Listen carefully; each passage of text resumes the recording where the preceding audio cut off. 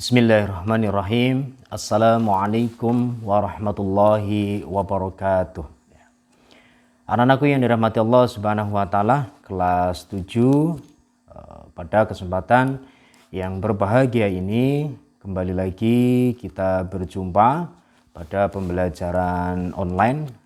Ini Pak Eko kembali menayangkan video tentang materi di kelas 7 semester 1 bab pertama atau bab 1. Nah, di materi kelas 7 semester 1 bab 1 kemarin di video yang pertama sudah Pak Eko sampaikan tentang materi syarat-syarat menuntut ilmu yang disampaikan oleh Sayyidina Ali bin Abi Thalib, yang menyampaikan kepada kita semuanya berpesan bagaimana seseorang yang menuntut ilmu itu ada syarat-syarat yang harus dilalui atau yang harus disiapkan.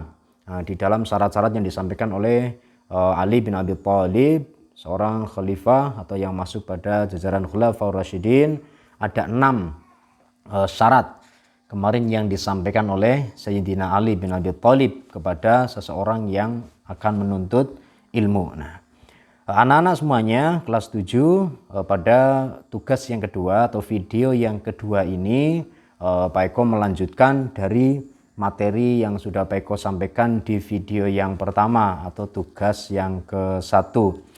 Di tugas ke-1 Pak Eko sampaikan bahwa materi berikutnya akan disambung tentang pembahasan pada Quran surat Al-Mujadalah ayat 11. Nah, ayat ini adalah ayat yang menerangkan bagaimana keutamaan seseorang yang menuntut ilmu atau keutamaan seseorang yang berilmu. Ini dijelaskan di dalam Quran surat Al-Mujadalah ayat 11. Sedangkan surat Al-Mujadalah itu adalah surat yang ke-58 atau nomor suratnya nomor 58. Nah, nanti akan kita pelajari bersama anak-anakku semuanya. Awal akan Pak Eko bacakan bunyi dari ayat tersebut. Nanti anak-anak semuanya menyimak ketika Pak Eko bacakan ayat surat Al-Mujadalah tadi, yaitu di ayat yang ke-11. Nanti anak-anak mendengarkan dengan baik, disimak agar bisa menerapkan di dalam bacaan anak-anak semuanya bagaimana membaca surat Al-Quran surat Al-Mujadalah ayat 11 dengan baik dan benar, panjang pendeknya, kemudian makharijul hurufnya, beserta dengan hukum-hukum tajwidnya yang ada di Quran surat Al-Mujadalah ayat 11. Jadi sebelum masuk pada pembahasan tentang makna dari Quran surat Al-Mujadalah, akan kita bahas bacaannya terlebih dahulu ya. Ini akan Pak Eko bacakan. Disimak dengan baik anak-anakku semuanya. Nanti juga kalian mencoba di rumah membuka Al-Quran, kemudian dibaca juga Quran surat Al-Mujadalah ayat yang ke-11 ini. Ini Pak Eko bacakan terlebih dahulu, anak-anak semuanya silakan disimak dan didengarkan dengan baik. Ya, ini Pak Eko bacakan. A'udzu billahi minasy syaithanir rajim. Bismillahirrahmanirrahim. Ya ayyuhalladzina amanu idza qila lakum tafassahu fil majalis fafsahu yafsahillahu lakum.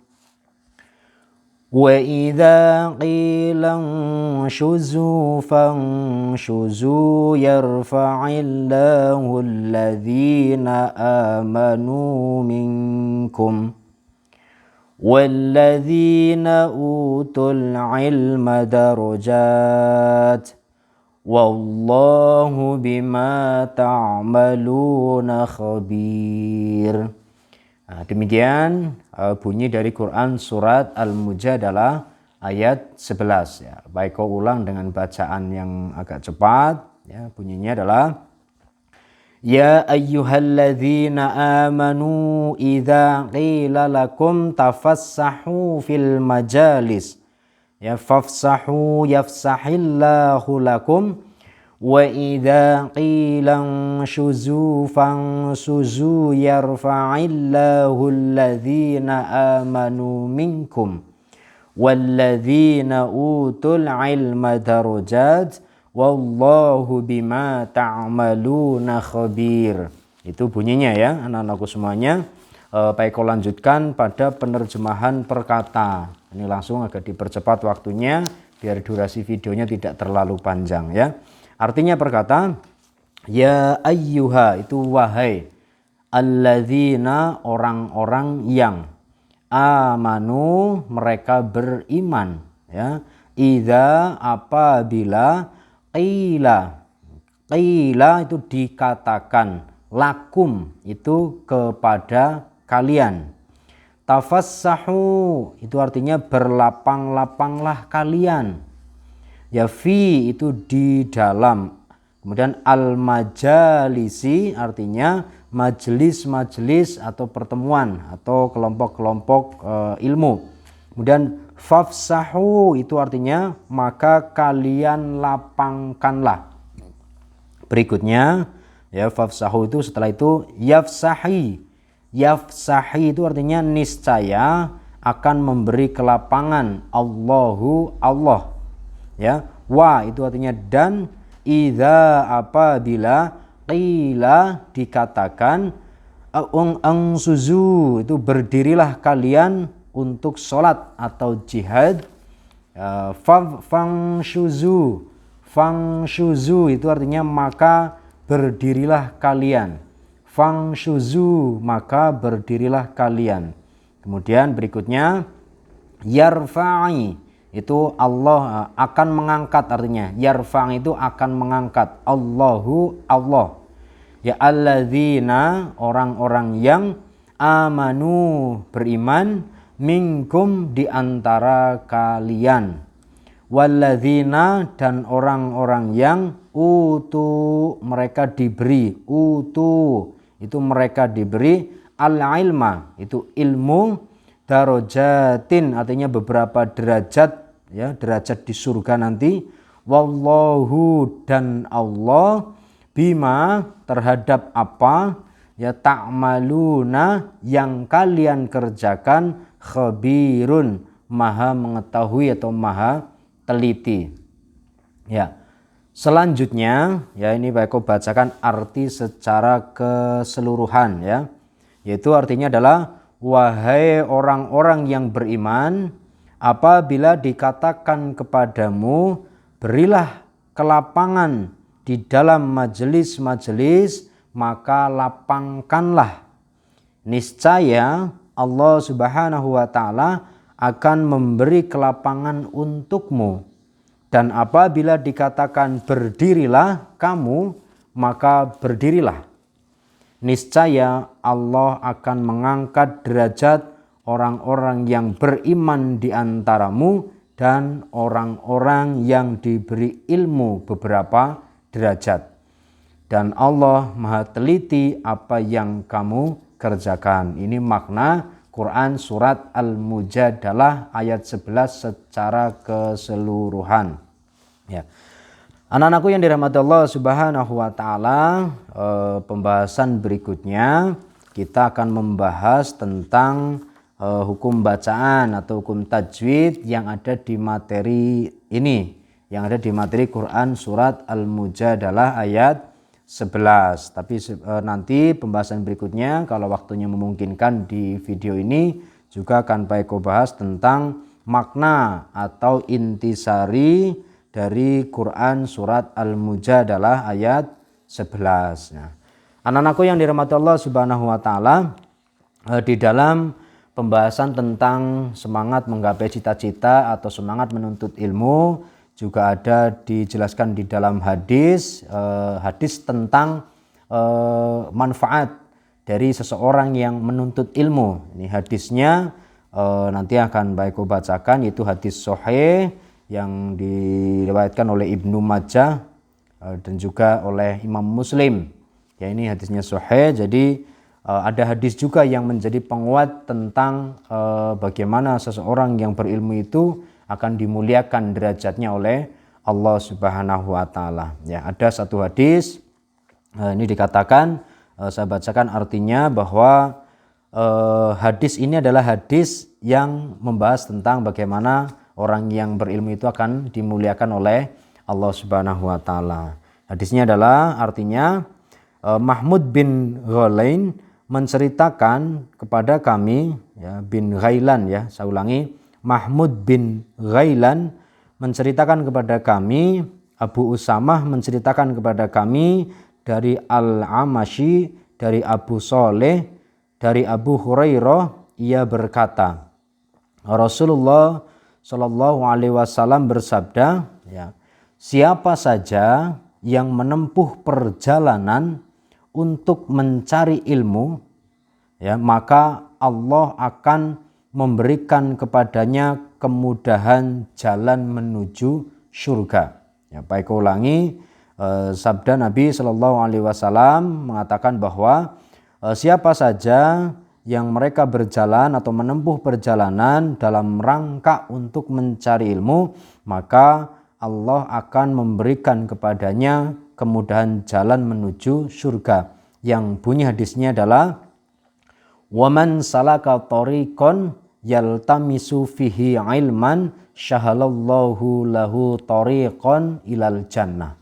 Itu bunyi hadisnya, ya, man salaka tariqan yaltamisu fihi ilman syahalallahu lahu tariqan ilal jannah. Itu bunyi hadisnya.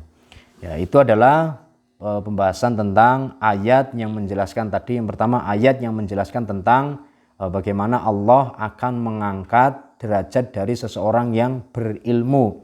Dan dilanjutkan ada satu hadis yang menguatkan bahwa Allah itu akan mempermudah jalan seseorang ke surga, yaitu bagi mereka orang-orang yang sedang menempuh perjalanan dalam rangka menuntut ilmu. Dan juga banyak hadis-hadis yang lain yang menjelaskan bagaimana pentingnya seseorang itu harus selalu semangat dalam menuntut ilmu. Ya, thalabul ilmi fardhatun 'ala kulli muslim. Ya, bahwa kewajiban menuntut ilmu itu wajib bagi setiap muslim. Itu juga hadis yang menguatkan bagaimana pentingnya ilmu, bagaimana pentingnya kita seseorang harus selalu menuntut ilmu apapun rintangannya. Karena di video yang pertama juga sudah Pak Eko sampaikan tentang syarat-syarat menuntut ilmu yang disampaikan oleh Sayyidina Ali bin Abi Thalib. Anak-anakku yang dirahmati Allah Subhanahu wa taala, yang terakhir ini Pak Eko sampaikan sebelum besok di video yang ketiga. Besok di video ketiga akan Pak Eko sampaikan tentang intisari atau makna dari Quran surat Al-Mujadalah ayat 11 dan juga makna dari hadis tentang menuntut ilmu tadi yang Pak Eko bacakan. Nah, di video yang kedua ini Pak Eko tutup dengan pembahasan satu hukum tajwid. Ya, satu hukum tajwid yaitu hukum tajwid tentang bacaan ikhfa. Ya, bacaan ikhfa. Ya, bacaan ikhfa ini adalah penting juga karena banyak akan kita temui di dalam membaca Quran. Dalam bacaan Quran itu banyak sekali tentang bacaan ikhfa. Bacaan ikhfa itu adalah ikhfa itu sendiri artinya adalah samar atau menyamarkan. Ikhfa itu artinya samar atau menyamarkan. Sedangkan menurut istilah artinya yaitu jika terdapat nun mati atau tanwin bertemu dengan salah satu huruf ikhfa hakiki, huruf nun mati atau tanwin akan dibaca samar. Ya, sedangkan huruf ikhfa itu ada 15, yaitu ta, tha, jim, dal, zal, za, sin, shin, shod, dhad, to, dho, fa, qaf, kaf. Itu 15 huruf ikhfa. Nah, ini dibacanya samar ketika ada nun mati, ya, misal min atau an begitu, itu kan nunnya mati atau sukun. Kemudian setelah nun yang sukun itu huruf bertemu dengan salah satu dari huruf yang 15 tadi, maka bunyi dari minnya itu akan samar. Bunyinya jadi samar atau menyamarkan begitu. Nanti akan Pak Eko bacakan. Ataupun ketika kita menemukan harokat tanwin, ada huruf yang berharokat tanwin, kemudian setelahnya ada huruf ikhfa, maka itu juga termasuk hukum bacaan ikhfa yang akan dibaca samar. Contohnya ya, contohnya contoh ya, contohnya ini Pak Eko bacakan ya. Min syarri ya, min nun mati ketemu apa? Nun mati ketemu sya ya, ketemu sin. Min syarri, kemudian ma in dzafin ya, in ya, ma in ketemu ada tanwin, kasroh tanwin, in ketemu dengan dal. Ma in dzafin ya, innya tanwin bertemu dal. Kemudian contoh lagi ada min syai'in ya, min syai'in jadinya punya ya, dengung ya, samar. Min syai'in. Kemudian contoh lagi ada dzurriyatan ya, dzurriyatan thayyibah, ada nun, ada fathah tanwin bertemu dengan huruf po. Dzurriyatan thayyibah, tan po gitu ya, tan thayyibah. Ini dibaca samar ya, antara bisa 3, 4 sampai 5 harokat untuk membaca samarnya tersebut ya. Demikian anak-anakku kelas 7 yang dirahmati Allah Subhanahu wa taala, pada pembahasan video yang kedua ini atau tugas yang kedua. Anak-anak tugasnya adalah 1. Menulis Quran surat Al-Mujadalah ayat 11. Tugasnya ya, ingat, 1. Menulis Quran surat Al-Mujadalah ayat 11 di dalam buku pelajaran Quran hadis kalian masing-masing, beserta dengan artinya. Beserta dengan artinya, itu yang pertama. Yang kedua, kalian meringkas atau menulis makna hadis yang tadi Pak Eko bacakan. Ya, yang Pak Eko bacakan kalian tulis, kemudian menyimpulkan dari materi yang Pak Eko sampaikan secara keseluruhan di tugas kedua ini. Dan yang terakhir, tulis penjelasan dari bacaan ikhfa dan berikan contohnya. 5 saja contoh dari bacaan ikhfa tersebut. Besok akan Pak Eko cek ketika anak-anak berangkat ke sekolah ya. Demikian anak-anakku kelas 7 yang dirahmati Allah Subhanahu wa taala. Pak Eko akhiri pada tugas 2 ini atau video yang kedua ini di materi pelajaran Quran dan hadis kelas 7 semester 1 bab 1 tentang semangat menuntut ilmu. Terima kasih. Pak Eko akhiri. Nasrun minallahi wa fathun qarib. Wassalamualaikum warahmatullahi wabarakatuh.